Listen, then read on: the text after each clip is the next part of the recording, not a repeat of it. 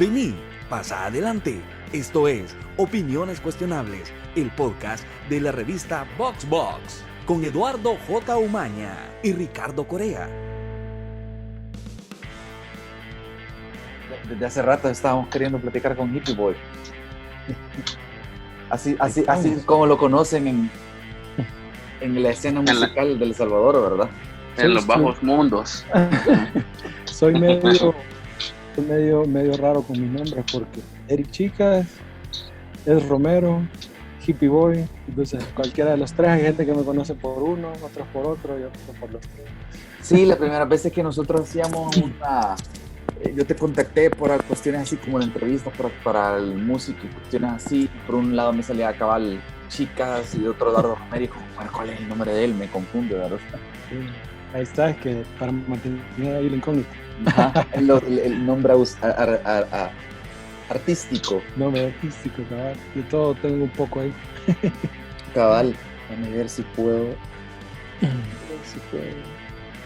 me acuerdo cómo se hace esto para aquí está, compartir la pantalla, mira. Yo esta banda realmente no sé utilizarla, solo una vez creo que me he metido y justo también para la que hubo de música. Para las reuniones. Para reuniones de música, que solo he tenido ahí pocas, entonces realmente no sé. Se está volviendo bien vital este tipo de herramientas, ¿verdad? Sí, la verdad que está chivo, fíjate, esa vez que la utilizaron, pues sí, es como bien práctico, pues, se pueden hacer un montón de cosas. Ahí lo estamos viendo, el @HippieBoy. Cabal, es que Eso es lo que quería él. La historia es que yo desde que, desde que yo comencé a editar artículos de música y a proponer, ves que hablábamos de música salvadoreña y todo esto, en un momento hablé con Hippie Boy y que algún día vamos a hablar de música en el podcast y todo eso, porque Ricardo a mí nos encula la música, ¿verdad? Nunca nos pusimos en nada, ¿verdad? Ajá. Y el viernes el jueves de hecho, vi este tweet y que si todo salió bien, lo está grabando también el Zoom para ponerlo en la pantalla, ¿verdad? Sí, cabal. Pero lo voy a leer. Dice que ya me hice un viejo y cascarrabias. Ya me hice más viejo y cascarrabias. Si querés leerlo tú, de tu tweet. Vaya, está bien. Dice, ya me hice más viejo y cascarrabias. Y como todos, cada vez tengo menos tiempo. Creo que hoy sí es momento de cuidar más lo que escucho. Tanta música buena en el mundo. No puedo andar perdiendo el tiempo con basura. Ajá, yo me perdí ese tweet, hasta ahorita lo estoy viendo. Ajá, yo creo que yo creo que todos pasamos por muchos momentos en nuestra maduración, crecimiento musical de lo que nos gusta música, ¿verdad? Porque este tweet puede significar tantas cosas para tantas personas en diferentes momentos, ¿verdad? Porque yo lo digo porque antes yo cuando era joven, quizás por ahí me hizo un poco de clic el tweet. Ajá. Yo pensaba, lo que era basura, que era basura. Al principio para mí era el pop. Yo comencé escuchando un punk, pero el punk que MTV tenía de moda en el 2000, en el 99, 2000, ¿verdad? Okay. Y eso cuando yo lo descubrí fue bien vergón y dije, puta, qué vergón, el pop es mierda, ¿verdad? Luego me hicieron ver punks más genuinos que yo estaba escuchando punk comercial. Me voy a... Happy Punk, escuchaba. Cabal, el que apodan Happy Punk, ¿verdad? Y bueno, me puse a investigar y descubrí bandas que me gustaron. Entonces dije, el punk comercial, la música comercial, el rock comercial es una mierda. De eso es lo que hay que decir, ¿verdad? Y llegó un punto donde sí me enfoqué un montón en punk no comercial, al punto de que el rock o el rock clásico era mierda para mí porque no lo entendía, porque no lo podía tocar en guitarra. Después me di cuenta que me gustó el indie rock y el rock, comencé a emplearlo y me di cuenta, básicamente traté de tocar en la escena musical de punk, ¿verdad? Y no me gustó mucho porque no dan mucho la bienvenida y nosotros queríamos tocar bien y a la gente le importaba más ponerse a ver la joda, ¿verdad? Me desilusioné Ajá. del punk y comencé a escuchar rock en general, y ahí comenzó un camino que, para resumirlo, simplemente me di cuenta, es como, mira, el vacil de que vos la música te alegre, te llene el día de alguna manera. Puede ser nada virtuoso, puede ser lo más virtuoso, pero ¿qué Exacto. significa para vos? De Entonces les acuerdo. hago la pregunta, hoy por hoy, para ustedes, ¿qué es la música que está en rotación en su playlist? ¿O a qué música le dedican tiempo? O en el caso de Ricardo, ¿tú qué piensas del tweet? ¿Hay economía en lo que respecta a tu playlist? Bueno, yo en realidad estoy intrigado, quiero saber a qué música basura se refiere Jimmy. Bueno, que Así marque la que te voy a referencia. rebotar a vos la pregunta. Sí, porque A estamos mí, hablando de tener economía a la hora de escuchar, no vamos a escuchar de todo, ¿verdad? Porque yo lo que quería ilustrar era eso, de que pasé de ser bien selectivo, sesgado, a abrirme más, pero hay demasiada música, entonces creo que sí tienes que poner un límite, o no sé, ¿a qué música te referías o qué inspiró ese tweet?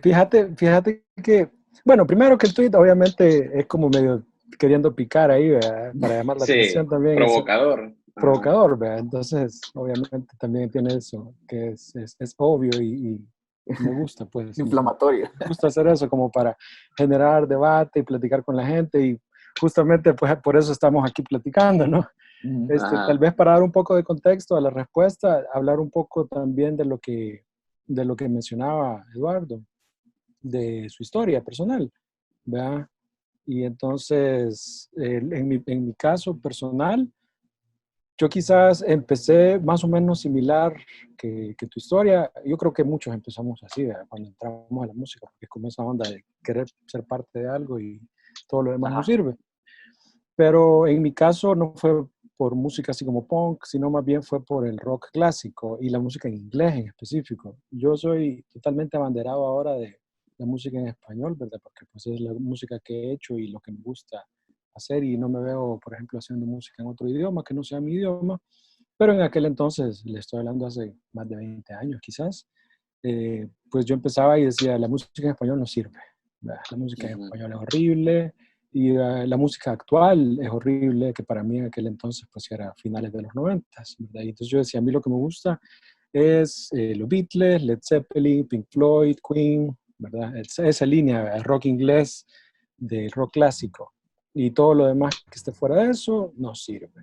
A medida yo me fui metiendo más con la música, aprendiendo y conociendo música en español, que fue la que me abrió los ojos. Zurdok, por ejemplo, fue el grupo quizás que más tiene que ver con eso, porque ellos hacían un rock que tiene que ver con la onda inglesa, pero haciéndolo en español.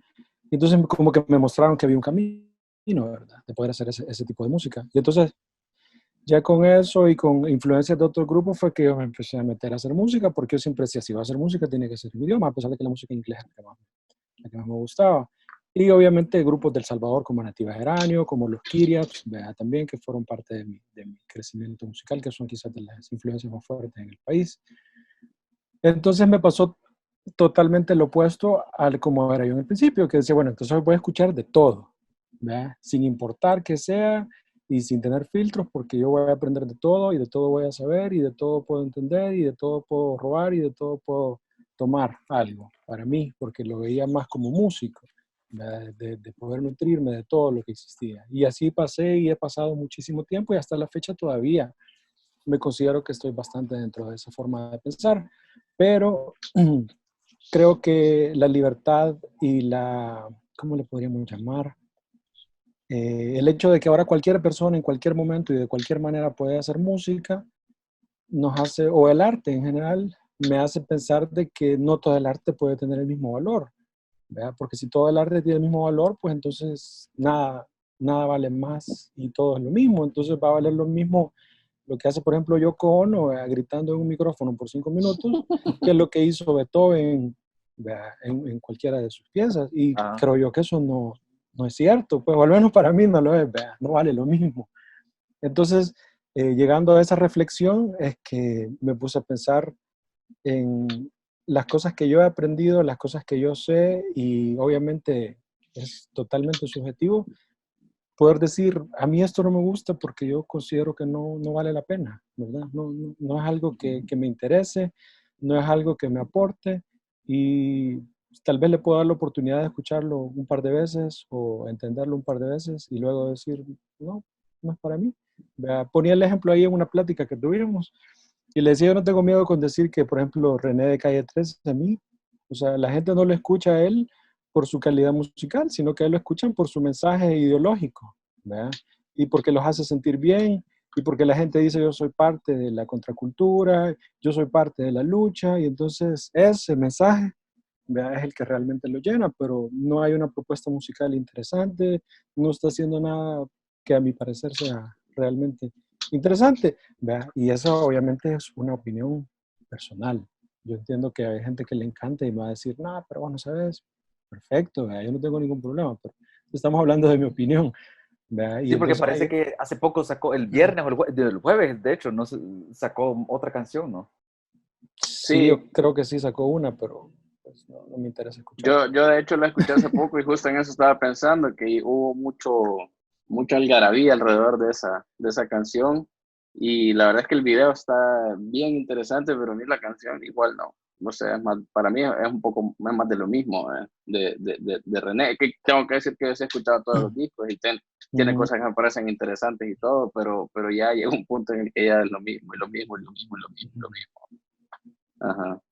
Entonces eso es a lo que me refiero, vea, con el tweet, que yo creo que ha llegado un momento en mi vida en el que me he dado la oportunidad de escuchar muchísimas cosas, me voy a seguir dando la oportunidad de escuchar muchísimas cosas, pero también creo que no necesito andar persiguiendo yo al nuevo sonido, al nuevo artista o lo que toda la gente dice, hey, esto está súper chido, y yo tener que decir, no, sí, de verdad, yo lo entiendo y yo soy parte de eso y a mí yo creo que está cool porque a veces, en especial cuando uno es joven, se da la mentalidad de seguir a los demás. ¿Verdad? Y entonces si toda la gente te dice, mira, esto está súper bien hecho, entonces vos decís, no, pues sí, ¿verdad? Sí está súper bien hecho, ¿verdad? Y tal vez en tu adentro vas a decir, pero no me gusta, pero toda la gente, no, pero es lo más chido.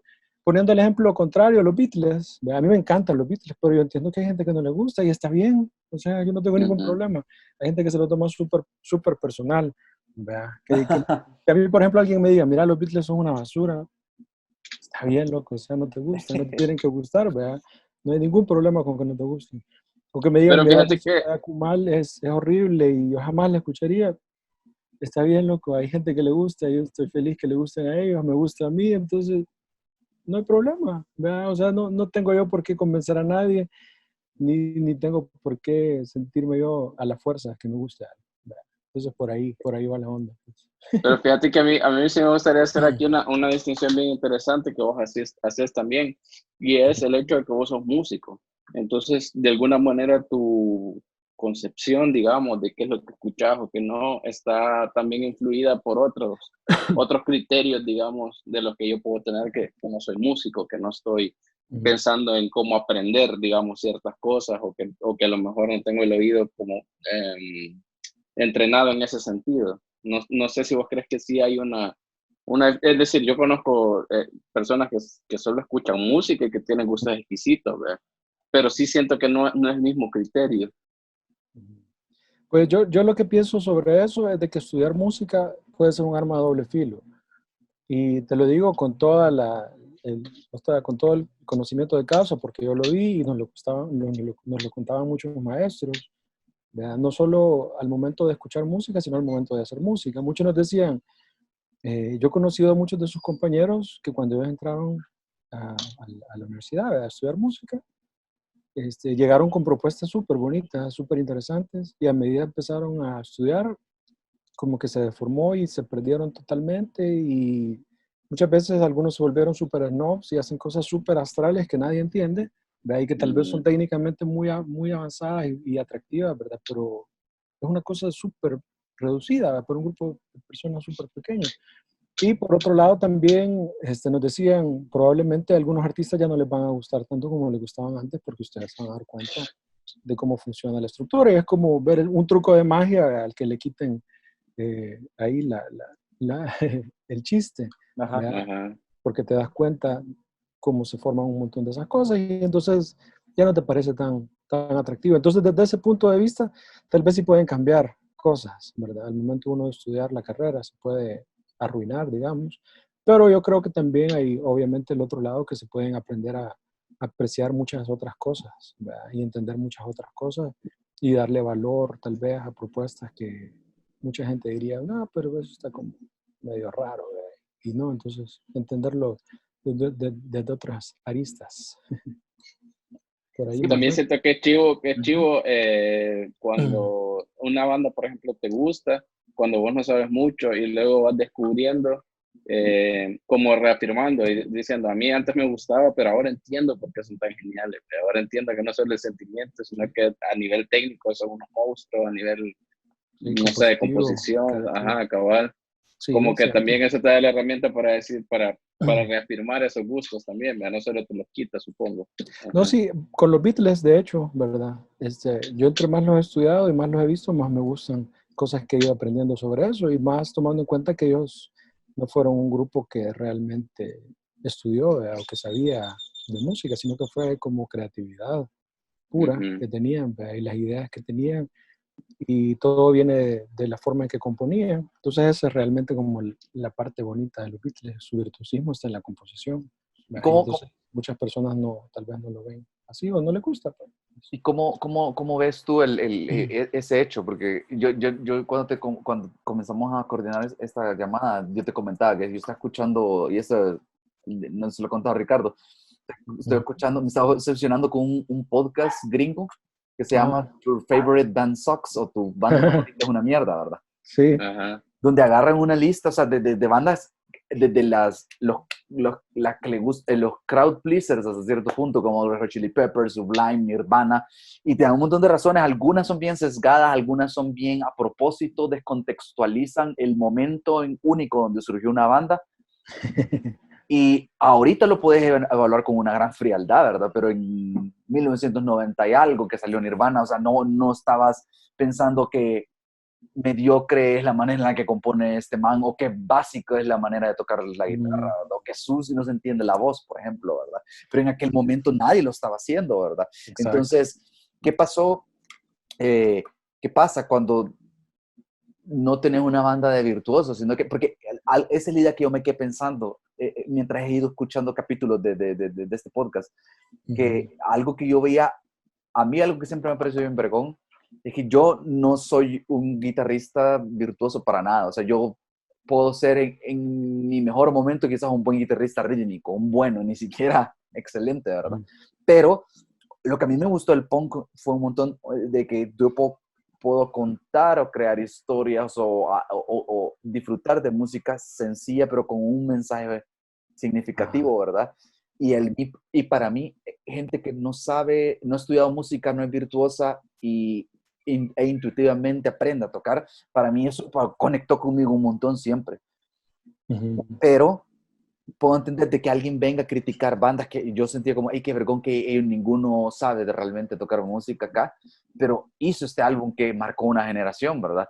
Claro. Entonces, hay un componente, me imagino, técnico, ¿verdad? Por ejemplo, en el caso de los Beatles, yo no sé qué tan buenos son realmente, qué tan virtuosos son ellos realmente, o son más, como tú dices, una creatividad y experimental que tuvieron que no tenían las bandas en esa época, no sé, porque cómo lo has visto tú, o si aprecias a los Beatles, por ejemplo, porque tienen algo a la hora de componer por sobre lo técnico, o como... Es que ahí hay varias cosas. Al principio empezaste diciendo de que, por ejemplo, a ti el punk te llamaba la atención mucho porque hacía clic contigo la parte de la letra, ¿verdad? Más allá Ajá. de la parte de la música, porque tú mismo dijiste que era música sencilla en la mayoría de veces. Entonces yo creo que también uno tiene que entender de que la música, ¿verdad? Como expresión, tiene un montón de aristas. Entonces uno puede enfocarse en diferentes aristas y entonces puede resaltar diferentes aristas. Y creo que te lo comentaba más o menos en la plática que teníamos, que te decía que ahora hay un montón de youtubers musicales que se enfocan, ya sea a nivel positivo o a nivel negativo, a veces hasta en los mismos artistas, ¿verdad? Y entonces eso es lo que nos da la impresión es de que uno puede hacer bien, como es tan subjetiva la música, uno puede hacer que cualquier cosa se vea bien o se vea mal, dependiendo a qué parte te vayas a atacarlo, ¿verdad? Porque, por ejemplo, hablando de Bob Dylan, para cambiar de artista, si uno como cantante se pone a decir Bob Dylan, pues, o sea, te lo puedes hacer pedazo facilito, ¿verdad? Pero si te pones a analizar su parte compositiva, ¿verdad? En especial la parte de las letras, entonces ahí es donde está su gran mérito. Pues, ya si después de eso te vas a ver su aporte histórico en el momento en el que él estaba haciendo esa música, con esas letras, ¿verdad? Y lo que estaba pasando alrededor del mundo, entonces ahí te puedes dar cuenta también de por qué es que tiene el impacto que tuvo Dylan. Si nos vamos a los Beatles, pues sucede algo similar. O sea, los Beatles no era la música más complicada de aquel entonces, pero si lo puedes poner a la par, digamos, de artistas de jazz que ya estaban en aquel entonces, pues se quedan años luz atrás, los Beatles. Pero la parte interesante de ellos es de que ellos estaban tomando el rock, ¿verdad? Y fueron la referente, en cierta manera, del rock de los 60, porque ellos fueron los primeros que abrieron las puertas en los Estados Unidos con la música inglesa del rock. Fueron los primeros. Y además de eso, te das cuenta de que ellos lograron tomar la parte de la música popular, ¿verdad? Con parte de música que estuviera bien hecha, más allá de la música súper sencilla que se estaba haciendo a finales de los 50, que ya era el rock and roll, pero estaba más basada en ondas como country, o estaba basado en estructuras un poco más como el blues, que el blues, por ejemplo, es una música bien sencilla de hacer, pero el chiste no está ahí en la música del blues, ¿verdad? El blues no es atractivo para alguien porque su progresión armónica sea complicada, sino que por lo que te transmite la música del blues, ¿verdad? Entonces, cuando ves a muchos artistas, te das cuenta de eso, te das cuenta de que el atractivo viene de diferentes aristas, ¿verdad? Y entonces uno puede detenerse a pensar y ver cuál de esas aristas es la que le llama la atención y cuál es la que te hace clic a ti, ¿verdad? Con lo de los Beatles, ¿verdad? Para terminar quizás, a mí lo que me parece interesante o increíble de ellos es de que rompieron un montón de esquemas de lo que era la música popular, del rock and roll en aquel momento, y si lo comparas con toda la música popular que existía en el momento, estaban bastante adelantados a su época y ellos iban marcando pauta muchísimas veces dentro de eso. Y además de hacer todas esas cosas, tuvieron muchos avances dentro del estudio de grabación, ¿verdad? En la forma en la que se hacía la música, porque tenían un montón de dinero para hacerlo, dirán algunos, pero bueno, igual, se lo ganaron ellos a pulso de su trabajo haciendo eso. Y entonces la música logró avanzar más. De ahí en los conciertos en vivo ellos no tenían formas de amplificarse de la manera correcta. Entonces hubo compañías que empezó a hacer equipo especializado para eso y gracias a ese equipo especializado es que después se dio paso a los conciertos masivos que conocemos ahora y por eso es que ellos nunca tuvieron conciertos masivos porque el equipo no existía para ese entonces. Entonces hay un montón de cosas de ese tipo, ¿verdad? Que cuando uno los ve dentro de la historia se van dando cuenta de que fueron no solo dentro de la música, sino dentro de la industria de la música, que siempre he dicho que son dos cosas distintas, ¿verdad? Ya si lo analizas dentro de la música, pues dentro de la forma de la composición, hay cosas bien bonitas. Hay un género de música que se le atribuye a ellos, que no nació con ellos, pero que fueron de los primeros, que le llaman pop barroco. Entonces se le llama pop barroco porque tiene que ver justamente con que alguien tomó ciertos elementos de la música barroca, ¿verdad? De la música académica, y entonces dijo, esto tiene que ver con esta música que está haciendo, y es porque tenían arreglos de cuerdas, ¿verdad? Que recordaban a los de la música barroca, porque tenían arreglos de alientos que recordaban a la música barroca, y entonces eso unido con la música pop del momento, ¿verdad? Ahí es donde encontrábamos elementos de música que se le manifestó en el momento pop barroco. Y ese pop barroco yo siento que lo que querían hacer la gente era decir, esta música no es la música pobre, porque el rock hay que entender también que se le veía de menos, ¿verdad? Dentro de las artes. De hecho, hubo una campaña de muchos artistas, músicos de otras ramas de la música que veían con desdén al rock and roll, ¿verdad? Y entonces yo siento que hablar de pop barroco era como una forma de elevar esa música, ¿verdad? La música del rock y decir, nosotros no solo estamos haciendo este rock así súper sencillo, sino que estamos haciendo pop barroco que ya tiene elementos más profesionales, etcétera, etcétera, ¿verdad? Como que recuerdan a algún nivel a música clásica, digamos. Ajá, Que hoy es más común en el pop ver que meten un violín, que meten algo aquí, ¿verdad? Para que tenga un sonido más lleno. En algunos casos también se critica, creo yo también, de que meten más producción o más orquestas o sonidos así, ¿verdad? Para ocultar el hecho de que quizás los músicos no son tan virtuosos tocando guitarra, ponerle. Ahí está, es lo que te No. decía, puedes ver el enfoque positivo o negativo. ¿Verdad?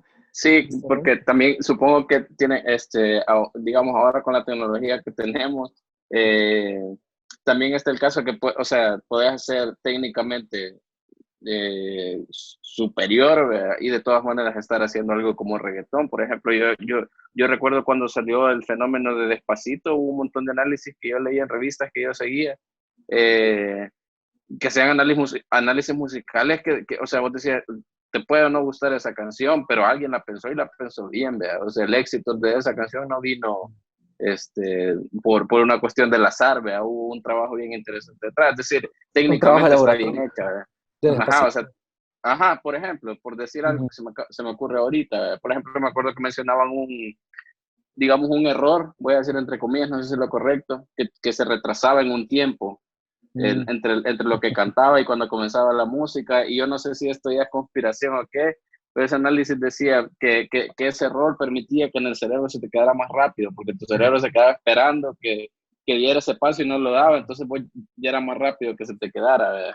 Algo así, o sea, es decir, quiero decir, a nivel técnico también, no, o sea, un buen nivel técnico tampoco va a implicar que sea una obra maestra, digamos, o que Ujú. sea pues, música superior, vea, música celestial, divina, lo que sea. Ajá.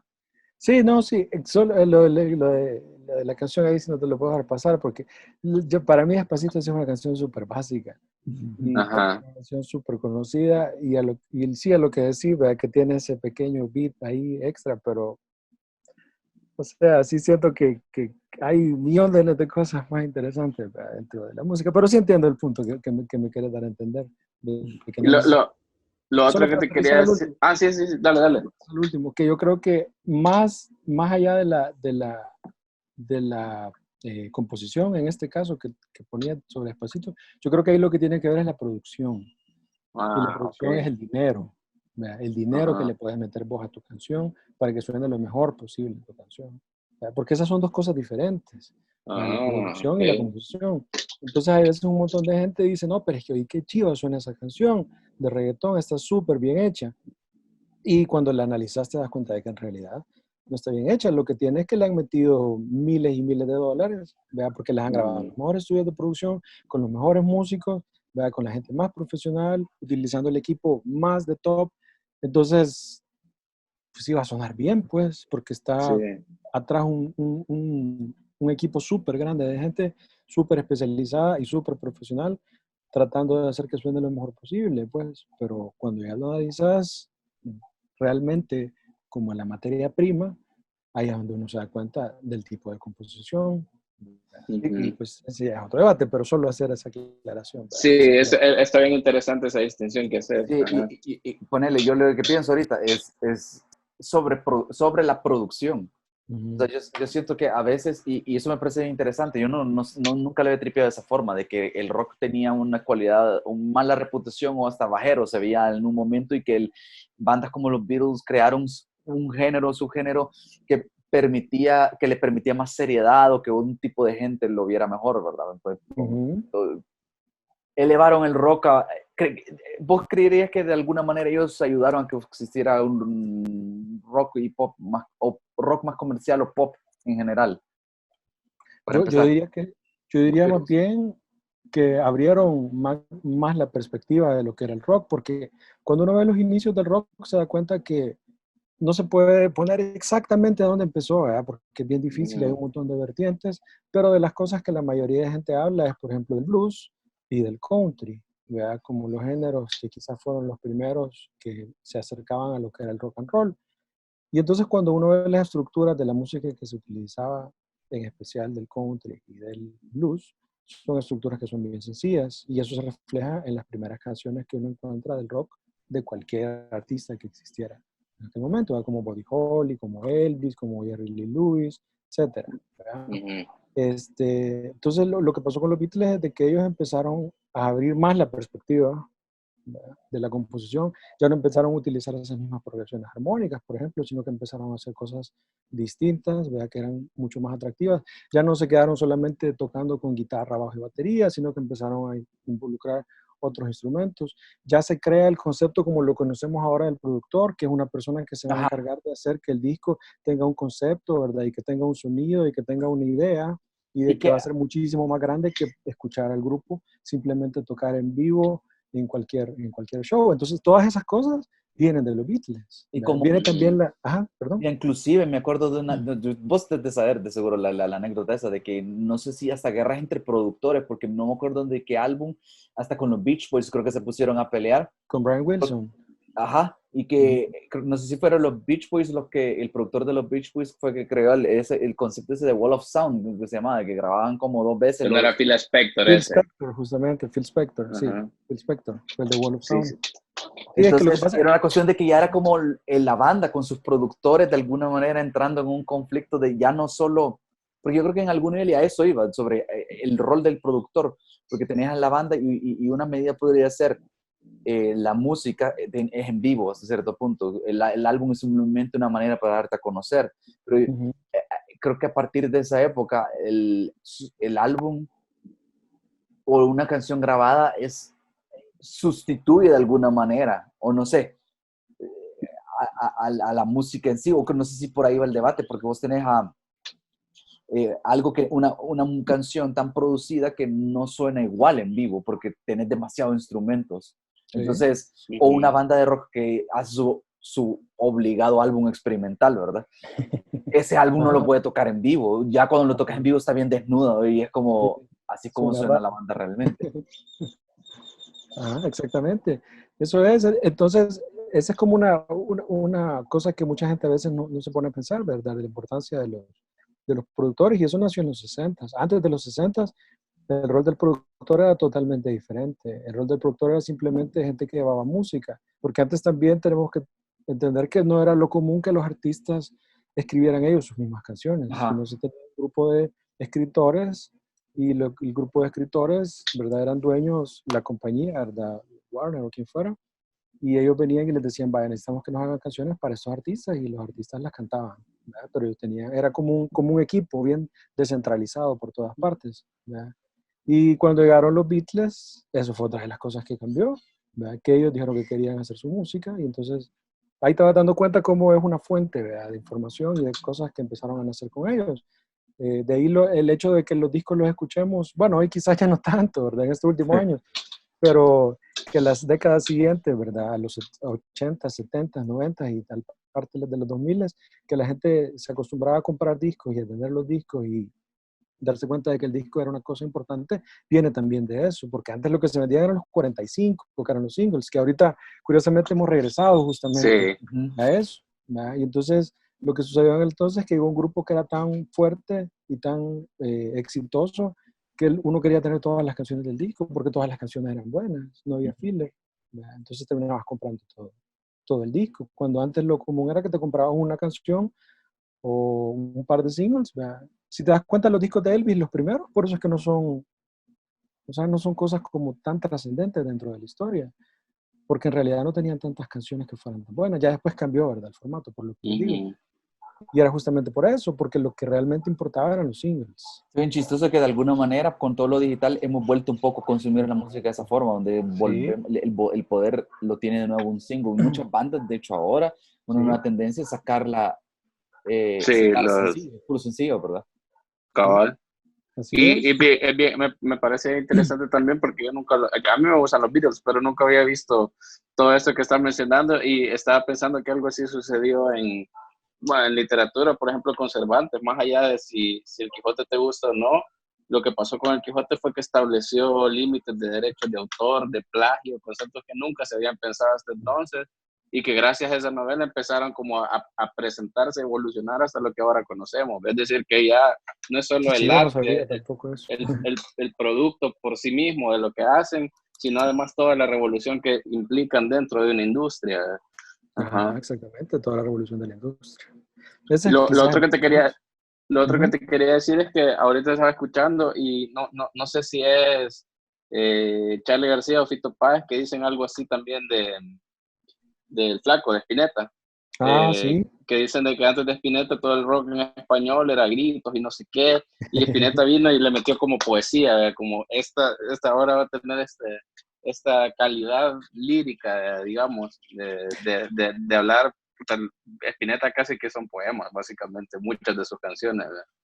No, y la música también, la música de Spinetta, o sea, la parte de la lírica, pues, ¿verdad? No soy tan bueno en esa parte, en el análisis, ¿verdad? Aunque la aprecio muchísimo, pero hablando ya más de lo que tal vez un poco, la parte de la música, sí, también hay un cambio significativo, y yo creo que parte de la gran herencia que tiene Argentina y muchos otros países en el mundo, ¿verdad? Es que han sabido aprovechar un sonido que existe y lo han ido, ¿cómo se podría decir eso? Lo han ido como creciendo sobre él, se han ido parando en los hombros, como dice la frase, ¿verdad? Parándose en Ajá. los hombros de gigantes, ¿verdad? Ajá. Y entonces yo lo veo, por ejemplo, con El Salvador, que en El Salvador, por ejemplo, no tenemos eso, ¿verdad? En El Salvador lo que nosotros vemos es una fragmentación de la música, que hay una burbuja por aquí, otra burbuja por allá, otra burbuja por aquí, ¿verdad? No ha habido una evolución que nos lleve en línea recta y que podamos nosotros decir, yo me acuerdo de la música de 1960 y de ahí yo te puedo hacer una línea recta hasta el 2020 de grupos que fueron evolucionando ese sonido. Ajá. Mientras que Ajá. si vos Ajá. te vas a Inglaterra, vos puedes decir, ahí están los Beatles, ¿verdad? Y puedes trazar una línea pasando por los 70, por los 80, por los 90, hasta la actualidad. Ujú. ¿Verdad? Te vas a Inglaterra y pasa lo mismo, ¿verdad? Regresando al ejemplo que decías, que hay un montón de gente que vos le escuchás. O sea, Cerati sonaba totalmente de Spinetta, ¿verdad? Y lo adoraba. Ajá. Yo creo que este es una discusión interesante desde el punto de vista de que es alguien, tú, Hippie ha estudiado, le gusta la música, pero ha estudiado música a la vez desde un punto de vista. Yo puedo tocar un poco de música de una manera bien amateur y me gusta la música. Y Ricardo es el que es aficionado a la música que no sabe tocar música, ¿verdad? Creo que es tres puntos de vista que se Correcto. complementan de alguna Diferentes. manera, ¿verdad? Ujú.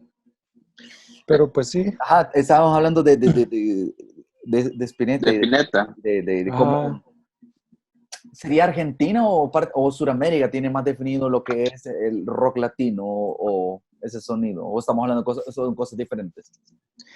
pues yo creo que Sudamérica tiene un sonido, México, ¿verdad? Que si queremos hablar de Latinoamérica, pues tiene otro sonido también que no está tan cerca, en alguna forma está, no sé, en otro, ha nacido de otro lugar, esa Sí, sería quizá la cabal. forma correcta de decirlo. Ha nacido de otro lugar, ¿verdad? Entonces por ende tiene otras raíces y otra forma de explicarlo. Y solo para terminar lo de Spinetta, que te decía que es como dar el ejemplo, ¿verdad? Que fue una luz ahí que ha iluminado el camino de muchos y obviamente eso ha marcado en lo que se convirtió el sonido. Y así como mencionabas con el Quijote, ¿verdad? Que Ujú. eso en todo el arte sucede, pues hay personas que son los que van rompiendo y los que van dejando las piezas sobre las que uno va construyendo más cosas y se va creando todo el castillo, ¿verdad? Y decías, eso que me parece interesante, que es que el problema, uno de los problemas que tenemos acá es que no sucede eso, como que cada generación quiere empezar de cero, digamos, de alguna Sí, manera. sí, fíjate que yo ese tema lo he tocado un montón de veces porque es algo que a mí me gusta mucho a nivel personal y es algo que he venido pensando ya desde muchísimos años. Y de hecho con Akumal, por ejemplo, esa era una de las metas que yo tenía a nivel personal, ¿verdad? Y que también teníamos y compartíamos en el grupo, pero que lastimosamente nunca lo logramos lograr a concretar realmente, y era crear un sonido que se volviera la identidad del país y que fuera sobre lo que se pudiera construir más, ¿verdad? Ujú. O sea, crear Ujú. eso, que es lo que lograron muchos artistas en diferentes ramas, ¿verdad? No solamente en música. Y entonces yo siento que eso es lo que a nosotros lo que nos ha hecho falta, y no creo que sea por falta de talento o falta de músicos buenos, sino que han habido situaciones distintas y momentos distintos que no nos han ayudado, como la guerra, ¿verdad? Principalmente, quizás, Sí, que si uno ve la música antes de la guerra y después de la guerra son dos cosas bien diferentes. Entonces ahí se da cuenta uno que hubo un corte, ¿verdad? Que hubo un corte no solo en la parte musical, sino en la parte de industria. Y entonces, cuando pasan muchos años y ya no tenés cómo hacer clic con la música de tu país, ¿verdad? Y con la gente y eso, pues empezás a tomar de otros lugares. Y entonces empezás a alienarte de cierta manera de lo que se había construido o lo que se había hecho con la música, a pesar de que mucha de esa música tal vez eran covers, vea, pero no todas. Ujú. Habían artistas y habían grupos que estaban haciendo música original, como los Kyriaps. Como, con- Entonces rescatar eso ahorita ya es bien difícil, vea. como contexto para las personas que no lo sepan, con qué bandas has colaborado tú, para que puede ser que Pues gente no sepa, porque no te presentamos formalmente cuando me comenzamos voy a el presentar capítulo. ahorita, después de media hora. Pues yo he tocado principalmente con Akumal, ¿verdad? Que es como el grupo que he estado desde el principio, ahí fundador, socio fundador. De ahí mi proyecto personal actual se llama La Construcción de la Luz.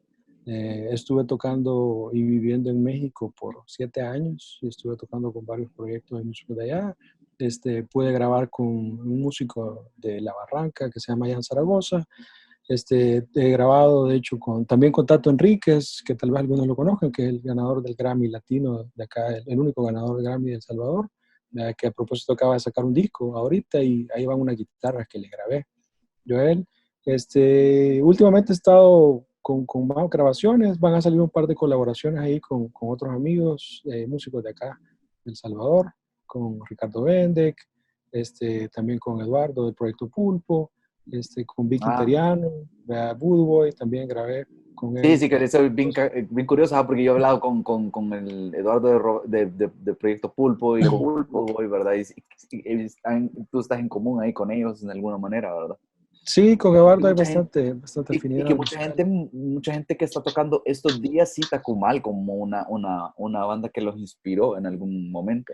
Fíjate que eso se siente bien bonito, porque la verdad, pues sí, son de las cosas que uno ni idea, no sabe qué va a pasar con la música. A veces uno pues, cree que solo va a durar un día, o solo la va a escuchar tu mamá y tu hermana. Y después resulta Ajá. de que hay un poco más de trascendencia, en especial en un país como El Salvador, que creo que es un poco más difícil también, ¿verdad? Llegar y tener alcance. Y me alegra que ahora, por ejemplo, ya hay un poco más de apertura para eso. Obviamente siempre la cancha está bien cerrada, ¿verdad? Y hay dificultad, pero creo que sí hay más de ciertas radios, al menos hay cierta apertura, ¿verdad? Yo debo decir ahí también que no, no es solo una influencia hacia otros músicos, porque para mí, y de verdad que no lo digo porque vos estás aquí, pero para mí descubrir a Kumal en la femenina, que creo que era London T el que estaba sonando en aquel momento, fue de alguna manera como que me interesara algo que aquí pasaba, porque yo la música salvadoreña para mí era Álvaro Torres, ¿ve? Y digo, Ajá. no es que la odiara, pues, pero era como, No bueno, era tu ya sí onda. está Ajá, bonito, pero sí, ahí está, ¿ve? No me interesa. Y claro. cuando escuché a Kumal, y de hecho cuando escuché a Kumal la primera vez en la femenina, creí que era una banda argentina o algo así, o sea, tan en poco tenía el concepto de la música salvadoreña. No, Hasta algún tiempo después descubrí que era una banda salvadoreña y de hecho los escuché en un par de toques ahí en el Paseo del Carmen cuando era chivo el Paseo del Carmen. Ajá. con derecho. Curioso que digas eso, fíjate, porque Carlos, el otro guitarrista de Akumal, Ajá. si mal no recuerdo, me contó alguna vez de que cuando él escuchó a Nativa, tuvo esa reacción. Vea que dice, esta madre no es de Ah, El Salvador, vea, esta madre es de ajá. fuera, tiene que ser de otro país. Ajá. Que es Y hubo ese es el clic, halago que se hace, fíjate, el halago que se hace aquí en El Salvador es ese, de, hey, no suena como no música. suena. Sí, Ajá, no sé, igual que acá. qué Ajá. fregado. Y la verdad para nosotros eso de la radio fue una cosa bien chiva porque sí nos abrió puertas. Ya, también creo que es interesante poner el contexto de que cuando nosotros sonamos, el año que nosotros sonamos, de hecho, más fuerte, bueno, 2 años que sonamos más fuerte, en la femenina, fuimos el único grupo que estuvo en todo el año. O sea, porque ya ven que hacen el top, Ujú. ¿verdad? De la 111, a fin. Sí. Entonces, nosotros éramos el único grupo salvadoreño que Salvadoreño, ajá. estaba dentro de la 111. Y, por ejemplo, ahora veo que los tops llenos de un montón de maras, entonces es como chivo, ¿verdad? Porque por eso te digo yo que siento que sí ha habido una apertura dentro de no solamente esa radio, sino que en otros medios. Obviamente hay mucho trabajo por hacer, pero creo que al menos estamos avanzando en la Y forma será yo que correcta. yo lo veo como un reflejo de alguna manera. La sociedad se refleja en la música y la música en la sociedad, porque en El Salvador después de la guerra y alrededor de la guerra y después de la guerra se da mucho, y quizás no sé si antes fue así, pero se da mucho de que cada gobierno, cada persona llega a un trabajo o llega al gobierno y quiere hacer lo suyo y no construye sobre lo que ya se hizo, sino que es más es bien separatista, bien individualista. Ese es un buen punto. Y yo creo que se refleja en la música en algún momento y yo quiero analizarlo o interpretarlo de esta forma, que después de la época de esa 2008, 2009, que salió el Indie Collective, creo que comenzaron a fundarse las primeras bases de, hey, somos una comunidad de músicos, de alguna manera hay que apoyarnos, ¿verdad? Y bandas como Kumal quizás influenciaron a algunos y que ya bandas de hoy tomen de referente bandas de hace 10 años, 12 años. Quizás está mostrando de que la nueva generación ya quiere construir, pero no necesariamente por el ego, sino que por realmente avanzar. No, claro. Yo soy de las cosas que espero que suceda en algún momento, porque creía yo que tiene que suceder en algún momento. ¿Verdad? Y justamente la facilidad de las redes sociales es algo que suma a ese proceso, ¿verdad? De que las cosas vayan tomando una forma más fuerte, ¿verdad? Y que sea algo más estable. Porque aquí lo que suele suceder es que tenés un grupo, ¿verdad? Bueno, y empieza a subir y se topan con un techo y ese techo muchas veces significa que ya no tienen suficiente dinero. Ese techo puede significar que ya se les acabó el tiempo de ocio de su vida y necesitan trabajar y producir porque se van a casar, porque necesitan irse a otra carrera, porque necesitan estar a tiempo completo en su trabajo. Y entonces ahí es donde se logra, ahí es donde se suele explotar todo. Sí, es entrar, Y creo que eso ha pasado años y años. En otra discusión, que es como la ausencia de industria musical, pero creo que eso es tema para... Es que de hecho creo que sí. esa es la misma onda que vos estás diciendo, porque aquí hubo esto que ahora conocemos, o algunos conocen como la época de oro de la música en El Salvador, que son los 60, los 70. Y en esas épocas, o sea, yo estaba leyendo archivos viejos y cuestiones así, he leído, estaba este festival de la canción o música, no sé cómo se llamaba, pero se hacía en el estado de Bucatlán, era centroamericano y era de un prestigio internacional, ¿verdad? Y, o sea, era así de fuerte la escena, no sé, creo que fue en los 60s o en los 70s, que ahí salieron los Supersónicos y todas estas bandas. Y muchas de esas bandas eran de covers de canciones de los Beatles que se hacían en español y se cantaban, por ejemplo. Sí. Y por eso algunos dicen que la verdadera época de oro son los 90, donde hubo otro nacimiento de la música y no sé qué, pero ya era música original. Entiendo yo. Entonces, en los 60 y 70 hubo música original, pero lo que pasa es que ahí también lo que le jugó a favor y en contra, si le queremos llamar también, de cierta manera, los 60 y 70 es de que como sí había una industria de música, entonces sí podían hacerse ciertas movidas ahí, ¿verdad? Para hacer que los músicos crecieran más, y dentro de las cosas que hacían era que prohibían ciertas canciones en la radio. Entonces no dejaban que entrara una canción, vea, Don't Let Me Down, por ejemplo. Decían, esta canción se va a tardar 6 meses más en entrar. Entonces agarremos a un grupo de acá, le damos la canción, que la graben, que le pongan una letra en español, le metemos durísimo, y después de que ya nos la gastamos, entra la canción. Y entonces... Y ahí entra la de ¿por qué llorar? ¿Cómo se llama? ¿De quién? De los Beats, si no mal sé, no recuerdo. Los Beats. Sí, no estoy seguro si en todos los casos era así, pero sí sé que hubo casos en los que era así, porque he platicado directamente con la gente y me contaban de que esa forma funcionaba. Entonces era, de nuevo, la parte negativa, si queremos ver, de que hubiera una industria, pero pues habían otras cosas. Es que por ahí va una pregunta que quería hacer. Hablando de industria, lo que yo toqué hace un rato. Sí, tenemos, por un lado, cuando hablamos de música comercial, es que es bien satanizada. Y por un lado, cuando hablando de a qué calidad de música le voy a dar espacio en mi tiempo tan limitado hoy en día, ¿verdad? Pero puedes descartarla. ¿Por qué? Porque es comercial. Porque si es comercial... pero hay música comercial que tiene una banda que tiene una buena producción, pero sí compone su música. Y sí toca bien en vivo, pero hay una banda que si él no escribió, o él o ella no escribe su letra o su música, es mejor o peor, o descartamos a los actos musicales que no suenan bien en vivo o que ocupan demasiada producción que en vivo no suenan igual, ¿verdad? ¿Qué para ustedes es para los dos la pregunta ¿descartan a un tipo de banda o de música por las razones que les digo? Yo no puedo respetar a este artista porque no escribió o porque no toca bien en vivo, y al final del día vale la pena descartarlo por eso, porque aquí en El Salvador puede ser una excusa, decir, bueno, en el álbum suena bien, ¿qué importa si no toca bien en vivo si aquí nunca va a venir a El Salvador, verdad? Pues que empieza ahí el colega, porque ya mucho hablé yo. Se congeló Ricardo. No soy invitado, usted habla. Bueno, para retomar, yo no descarto. Es decir, yo como soy, no pienso en criterios de ejecución o algo así. Simplemente es lo que me hace sentir, y si una canción me hace sentir bien en algún momento, pues ya para mí esa es toda la recompensa que necesito. Si me aficiono a la banda y en algún momento llegan a venir o yo puedo viajar o lo que sea y los puedo ver, ya para ese momento han pasado demasiadas cosas, ya hay una relación con la banda, ya estamos en otra circunstancia, siento yo. Y hay un montón de canciones, por ejemplo en Spotify, a veces las recomendaciones que las escucho una vez me gustan, pero no busco a la banda, no busco otras canciones, no busco nada, solo es como esa canción me hizo sentir bien, eso es todo lo que necesito saber, no sé ni de dónde es la banda. Ajá. Sí, pues sí.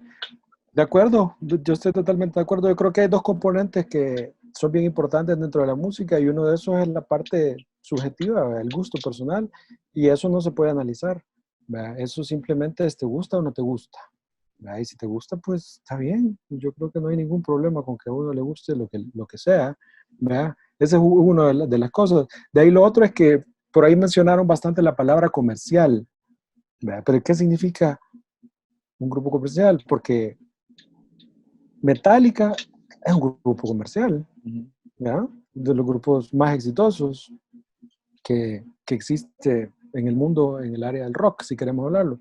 A mí no me gusta Metallica, vale la aclaración, pero es de los grupos más exitosos que ha existido, y mucha gente podría sentirse hasta ofendida que les digan que Metallica es música comercial, ¿vea?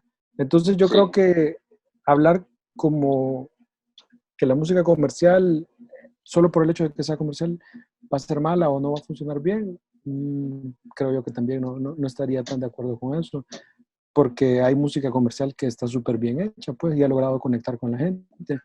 Y hay música que no es nada comercial y es horrible, pues, y por eso no es comercial, porque no le gusta a nadie, ¿verdad? Porque está súper mal grabada, súper mal hecha, ¿verdad? Entonces creo que yo creo que a veces hay en los círculos de fanáticos del rock, hay hay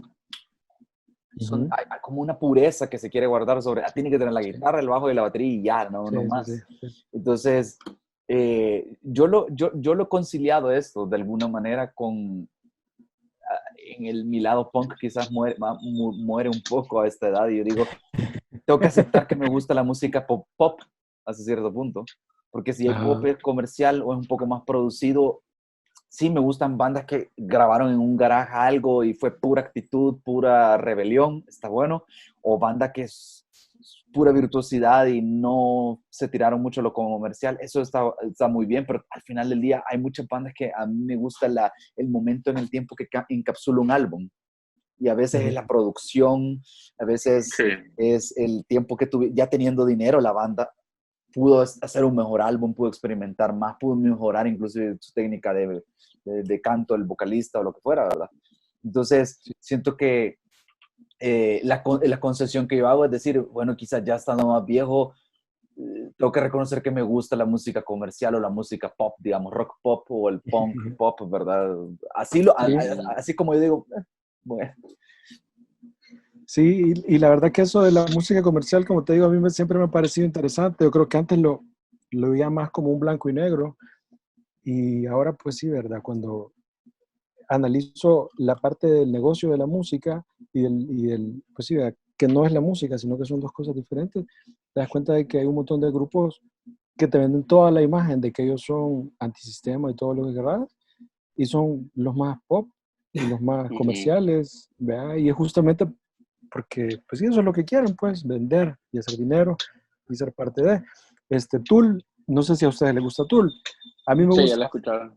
a mí me gusta bastante Tool, Y hay una historia bien curiosa en el segundo disco de ellos, que se llama Enigma, hay una canción que la escribió, que de hecho, si uno escucha la canción dentro del contexto del disco, hasta pareciera, no pareciera, no tiene mucho que ver con el contexto del disco.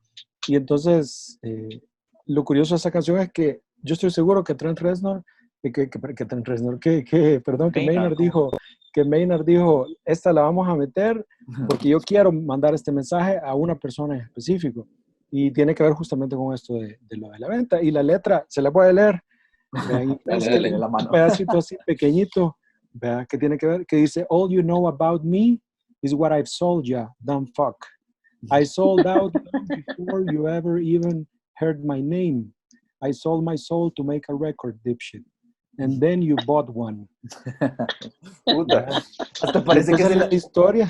Hasta yo me podría sentir ofendido si lo escucho porque siento que está hablando al que compró el álbum, ¿verdad? El que está comprando el álbum. Pero eso dicen que viene porque había gente que los molestaba que les decían que se habían vendido. Les decían, ustedes se vendieron, ¿verdad? Ustedes ya perdieron lo que eran. Entonces el tipo había dicho, o sea, ustedes ni siquiera saben. Y todo el mensaje de esa canción es justamente de eso, de que todos nos vendemos. Y en una parte de la letra dice, los zapatos que estás usando, ¿por qué los compraste? Le dice. La camisa que estás usando, ¿por qué la compraste? Seguro la viste en algún anuncio, seguro la viste en algún lugar. Entonces vos sos, you are the man, vea, también vos sos el que sos parte de todo esto. Entonces no hay que ser como tan inocentes, vea, tan puros o tan así de decir, no, es que yo soy solo lo más exquisito, vea, y yo no jamás me voy a vender y eso, porque al final esas cosas son bien relativas, o sea, sí, claro. Yo creo que mucha música, muchos álbumes, muchas bandas no las tendríamos si ellos no se hubieran vendido, porque que al final del día hay que aceptar algo. Ellos, los músicos también necesitan un trabajo y necesitan un ingreso, dependiendo del nivel de éxito que tengan, así van a avanzar o así van a tener su fortuna, digamos, pero al final del día necesitan vender. Y si crees algo realmente original, tenés que tener, ¿cómo se llama? Agarrar una banda que sea súper independiente, que agarraste, ¿cómo se llama? Que bien en su casa, en su cuarto grabó ¿cómo se llama? Es que se fue por un momento ahí, Ricardo. Perdón, Agarra una banda que un bicho en su cuarto hizo su música y no tiene disquera y que va a ganar los centavos que Spotify le dé. Agarra eso si querés, ¿verdad? Pero sí, no hay que darse paja, es una industria y muy genuino punk, llámalo rock, llámalo rap o trap o lo que sea, hay que vender al final del día, ¿verdad? Y yo creo que para mí el valor es encontrar una propuesta original, una propuesta vergona, que maneje el aspecto comercial bien, que balancee vender con tener una imagen, con decir algo, o sea, y hacerlo bien o hacerlo como a vos te gusta musicalmente, porque creo que al final del día, cabal, como dices, no hay que ser ingenuo, o sea, es una industria y no vas a llegar a ningún lado y probablemente no escucharías, no conocerías de esa banda, sino... Exactamente. Si está el ejemplo de Björk, no sé si le gusta Björk. Un par de canciones. Björk, sí, a mí por me ejemplo, gusta cuando Björk empezó, ella decía, ¿verdad? Que ella empezó en la música desde una niña. Ella empezó a estar dentro de música, tenía que como 5, 6, 7 años, cuando empezó a hacer. De hecho, el primer disco que lo grabó cuando estaba niña. Y ella toda su vida estuvo dentro de la música y estudió música. Y entonces ella cuenta la historia de que cuando que se quería meter a la música ya de lleno como su carrera, se topó con eso de que no sabía si se iba a ir por el lado de ser una concertista de música académica, y meterse full a la música, o decir me voy a ir con la música popular, y con el rock y con todo lo que estaba pasando de moda. Y entonces tenía ese dilema en su cabeza y entonces él lo resumía diciendo, si yo me voy por el lado de la música académica, probablemente me voy a convertir en una concertista y voy a hacer conciertos para 50, 100, 200 personas, ¿verdad? En un lugar así súper exclusivo, súper caro, súper bonito y todo, pero que realmente no era lo que a él le interesaba, pues, sino que a él lo que le interesaba era compartir su música con el mundo, ¿verdad? Y hacer su onda y por eso decidió hacer la música como era, como es, ¿verdad? Y yo no sé si, Que yo no Entonces sé es si... bien interesante eso, pues. Ajá, Sí. que yo no sé si la película de Bohemian Rhapsody realmente lo toman de algo que dijo Freddie Mercury en algún momento. A ti que sos bien fan de Queen, quizás me puedes decir. Pero parece ser que Freddie Mercury, de acuerdo a la película, él lo que quería era que era un artista, él quería que su música llegara a la gente y que cuando se enfermó, se descubrió que tenía SIDA, él lo que quería era, bueno, yo quiero hacer música hasta donde sea posible, yo quiero que la gente me recuerde como músico, como artista, no como una víctima del virus, ¿verdad? Uy, así, eso de Mercury, hay un montón de cosas para contar, pero para quizás apuntar un poco a lo que decías, hay una canción de ellos que se llama The Show Must Go On, que supongo, no sé si la han escuchado, que Sí. es del disco Innuendo, que fue el último disco que hicieron mientras estaba vivo Freddie Mercury. Y entonces esa canción nació de una idea que tenía Brian May y que trabajaron en conjunto. Y básicamente a esas alturas del juego, Mercury estaba súper enfermo, tanto que andaba en silla de ruedas y le costaba, ¿verdad? Ya le costaba bastante. Pero él vino y le dijo a sus amigos, ¿verdad?, de Queen, denme lo que ustedes quieran y yo lo voy a cantar, ¿verdad? Porque yo lo que quiero es seguir haciendo música. Y entonces la letra de esa canción es una letra bien triste, porque justamente habla de eso, ¿verdad?, de no rendirse, de show must go on, ¿verdad?, a pesar de que uno se siente súper mal. Y la anécdota curiosa y que les quería contar, ¿verdad?, ya que les puse el contexto, era de que supuestamente ya cuando tenía la letra hecha, ya tenía la composición hecha, le dijeron a Mercury, vaya, tenés que grabar, ¿verdad?, la canción. Y entonces dicen que llegó el man así en silla de ruedas y que se veía así súper débil y súper mal y todo. Y la canción es una canción bien difícil de cantar, es bien exigente la forma de la voz.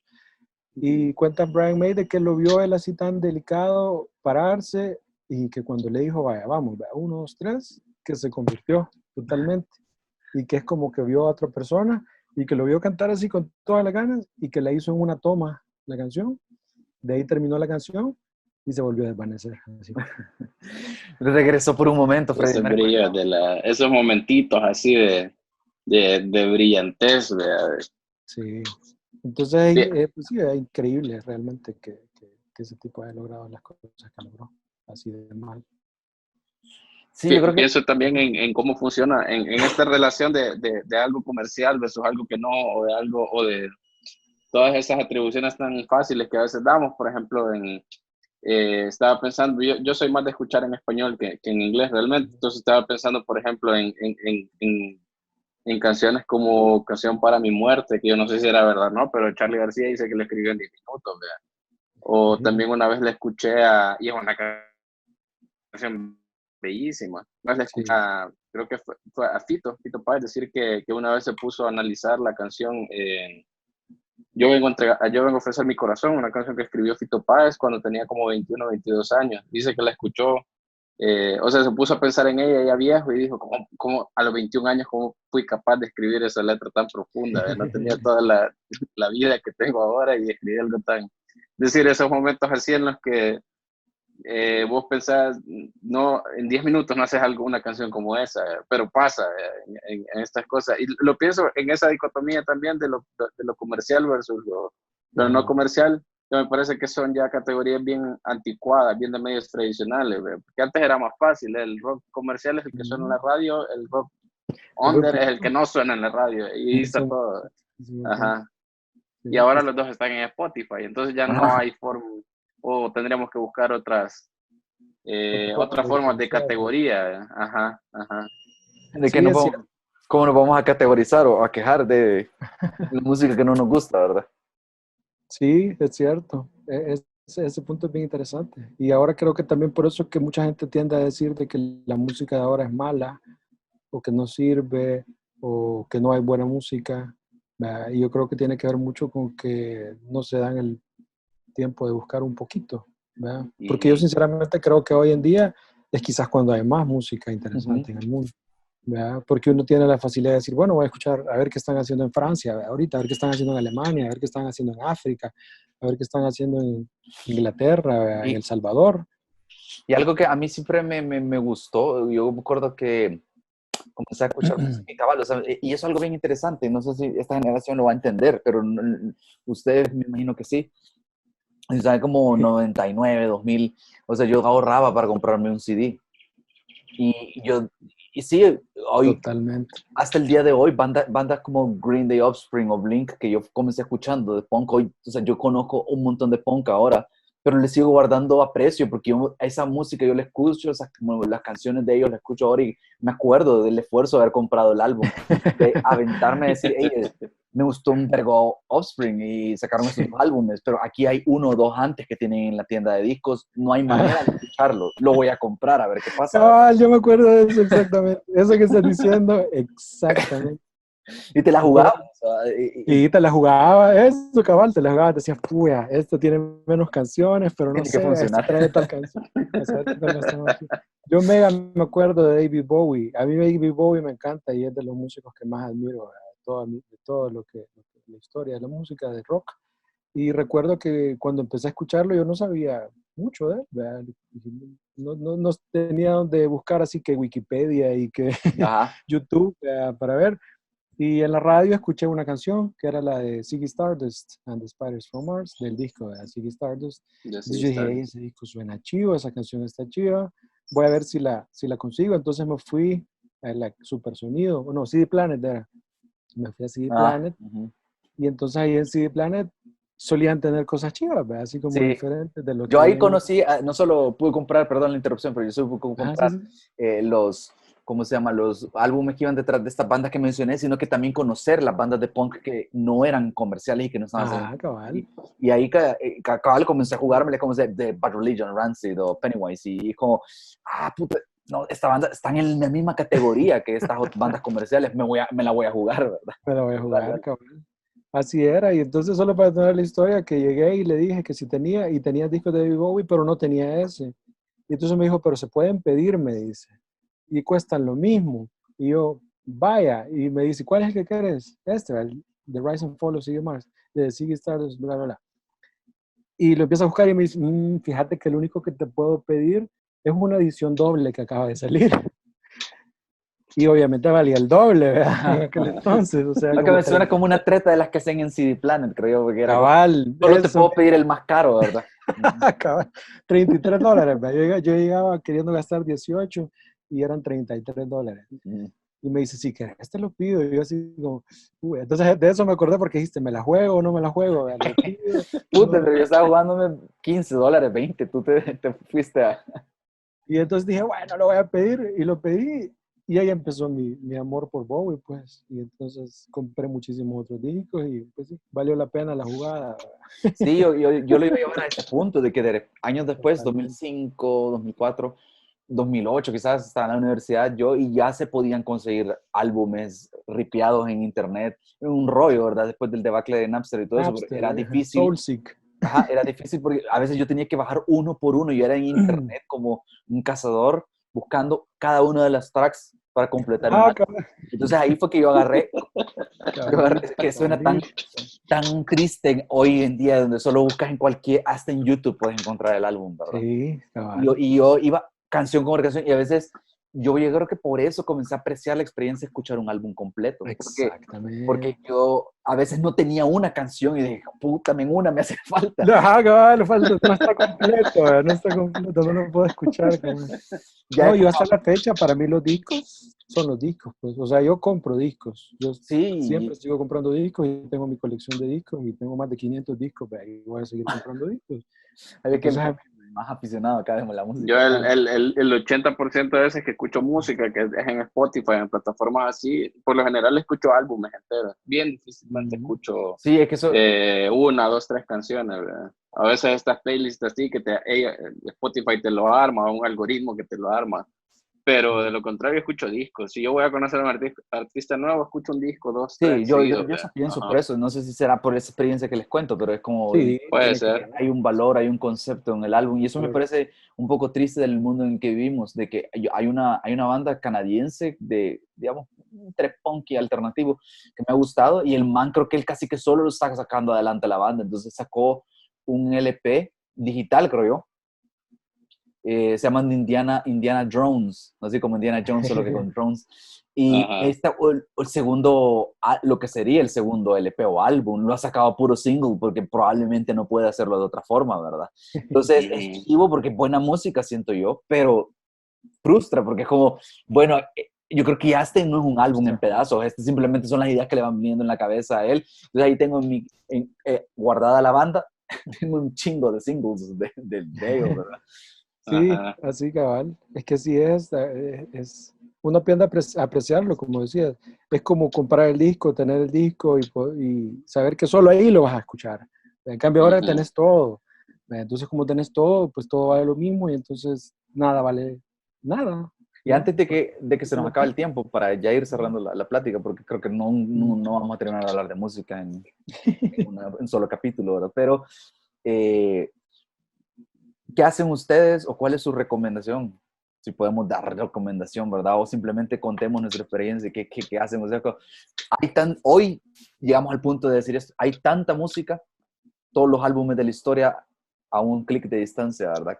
¿Cómo decidís cómo deciden ustedes a quedarle tiempo? Fíjate que en mi caso particular, yo trato de evitar, por ejemplo, las cosas automatizadas y las recomendaciones. Yo no uso Spotify por cuestiones personales de artista, ¿vea? No uso Spotify, pero pues sí, hay otras oportunidades de escuchar la música en otras partes, como pues, YouTube, Bandcamp, que creo que Bandcamp es el mejor, pero para no irme por la tangente. Eso es algo que diría un músico, definitivamente, un Bandcamp. Entonces, para escuchar música, básicamente viene o de las recomendaciones de mis amigos, ¿verdad? Que yo sé a quiénes preguntarle, o viene también de estudiar. A mí me gusta estudiar la historia de la música, ¿verdad? Y entonces me gusta, por ejemplo, leerme libros, ¿verdad?, de diferentes músicos, o leer reportajes, o leer entrevistas, o leer cosas de Wikipedia, o leer Un cosas poco a la antigua, ¿verdad? Como lo hacían antes. Entonces, por ejemplo, ahí alguien menciona a algún artista y entonces digo, escuchemos, vea, escuchemos.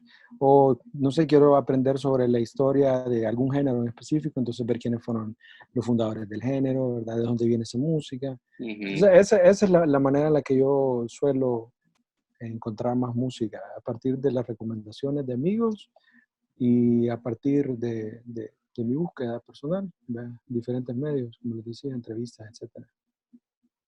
Cabal, yo llego por revistas que sigo, que las tengo ahí como de revisión casi semanal o algo así, algunas que son como bien elementales o bien como Pitchfork, por ejemplo, o la NME, que son como las básicas, digamos, y a través de ellas he aprendido un montón de música, gente que se dedica solo a eso. También debo reconocer que he conocido un montón de bandas a través de buscar, por ejemplo, las bandas sonoras de algunas series, sobre todo las más recientes, buenísimo, de ponerme a buscar o que sonó en un momento determinado de alguna película y ahora es fácil ubicarlas. Y igual, de amigos, de que es el método más tradicional.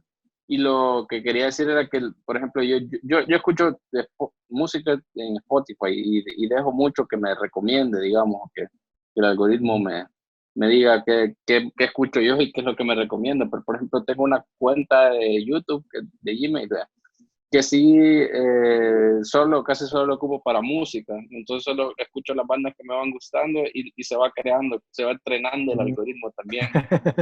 Y te va recomendando cosas similares o cuestiones así y ya son como va agarrando más o menos de gusto. Yo sé que le doy demasiado poder a un algoritmo, pero me resulta muy cómodo. No, pues está bien. Pero yo creo que ahí está bien Pues, resumido en los dos casos. Ahí están los extremos. Pero yo creo que estoy en un punto medio, porque sí, a veces escucho las recomendaciones, pero me gusta, ya sé que en algún podcast o las mismas bandas que ya sé que me gustan, porque las he seguido por años. Ahora con redes sociales puedo seguir al guitarrista, al vocalista, al batero, y ellos recomiendan exacto. en alguna entrevista. Cabal, también, eso A mí me también. influenció esta banda, me influenció aquella. O viendo la historia. Este es un subgénero de tal cosa y otros representantes. Eso a mí me gusta, como si me gusta el punk de aquel año, o New Wave de los 80. otros exponentes eran estos en esta época. Como no lo he escuchado o oigo que mencionan un montón de música. Y yo lo que hoy en día resumo, y para ir cerrando, es más que nunca, es como la música es algo subjetivo, como dices, porque es bien personal. Poner unos audífonos como un álbum, como una canción te haga sentir algo, eso se debe quedar en tu playlist, creo yo, porque te movió de alguna manera. Ya, y quédate en lo que te gusta, y si no le gusta el resto del mundo, si le gusta el resto del mundo, creo que eso ya no tiene nada que ver, porque en tus audífonos solo estás vos, ¿verdad? Pues sí, cabal. Hay tiempo para todo, para la zona de confort, y tal vez va a haber otra época en la que uno va a querer buscar todo lo que quiera fuera del mundo, ¿verdad? Que eso lo hice también y lo sigo haciendo. Entonces digo, quiero escuchar algo que no tenga nada de guitarra, nada de rock, ni nada, algo totalmente separado. Tipo Yoko Ono. Para suicidarme. Hay que mantener la mente abierta, ¿verdad? Pero bueno. No, sí, totalmente. Gracias por platicar con nosotros. Gracias, Eric. No, hombre, gracias a ustedes. Es bien chivo seguido hablar de música. Sí, no, definitivamente hay mucha tela que cortar en lo que respecta. Yo no lo quise mencionar para no alargarlo, pero me gustaría saber tu opinión sobre cuestiones como Bad Bunny o J Balvin. No, de verdad me gustaría mucho saber tu opinión. Ya se va a acabar. Lo vamos a dejar para otra. Dejémoslo para otra, ¿está bien? Hay cuarentena suficiente al menos, pero sí.